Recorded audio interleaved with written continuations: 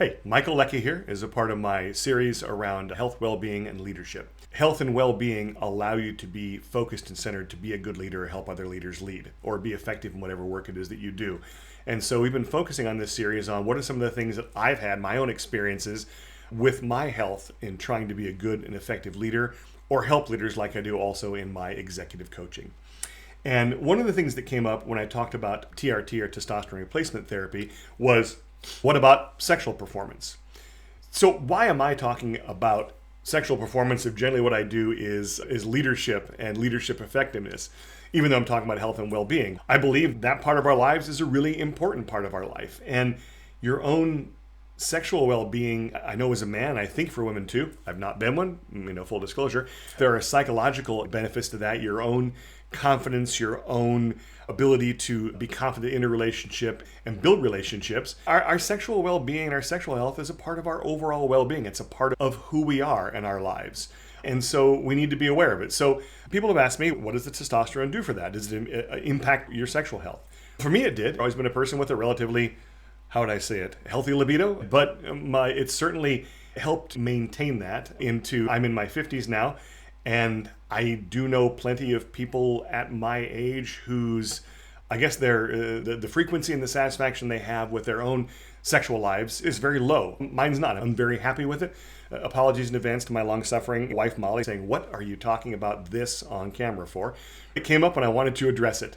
I think that with leadership, the health of the whole person matters. And I feel like a healthy whole person. I haven't lost, like some people I know have, a big chunk of who I am as a person and as a man. And I say that as a man, I want to be really careful, not in the kind of shockingly popular toxic male sort of way.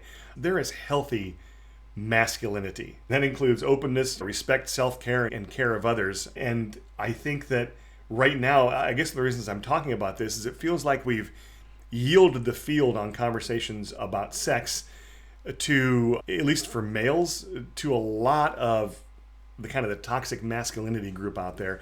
And I don't want to hand that conversation over because I don't think that's where it belongs. The other thing is it dealt with, for whatever reason, by people in the LGBTQ plus community. And maybe it's because it's something they have to talk about because their sexuality puts them in a minority and is a defining part of who they are. It's funny, nobody ever asks, are you straight? They'll ask, are you gay? Because more often than not, I guess, people are straight. I guess the science is, we can challenge some of that. But the fact of the matter is that it doesn't seem there's enough of us straight old white guys talking healthily about sexuality and how it adds to your overall health and well-being. So does my sexuality show up when I am working, when I am coaching someone, I'm leading a team? No, not directly, but indirectly it shows up in my health, my centeredness, my happiness, my well-being, which allows me to focus on the task at hand.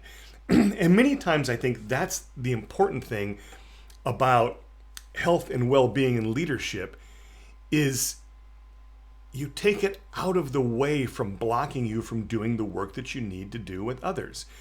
I do a lot of executive coaching. I do that as something that I charge people for as a professional, but also some people follow my work. I'm part of a private equity company. We invest in a lot of companies, and I am working with and coaching many of the leaders and leadership teams that we have at the executive level to help our own executive effectiveness and organizational effectiveness. To be able to do that, I need to be present for people. I need to be there. I need to be able to really listen to what they're saying. I need to be able to apply different frameworks and models that help them think through what they're thinking. And I can't do that if I'm not in a state of well-being. And one of those things that impact my well-being is how is my own personal health and sexual health. So yeah, maybe strange, but sexual health is important, I think, to your own effectiveness in the work that you do. And it just makes you a happier person, is what I'd say about it. It's not the reason that I got into taking a testosterone replacement therapy in the first place, but it was a good reason. And I stand behind that choice, and I'm glad that I made it. Maybe that was more than you wanted to know, I don't know, but I'm trying to be candid and honest with you. And so I would love to hear more of your questions. If questions about this, go ahead and fire away. If I need to Go ask my wife first if I can talk about it. I'll do that because generally I think it's okay to share my stories and not somebody else's. But that's my story and I'm sticking to it. So thanks for following along. Please share this with anyone you think might benefit from it. Please do follow if you're watching this on YouTube.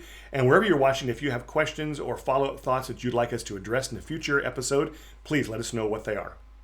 Take care. Bye-bye.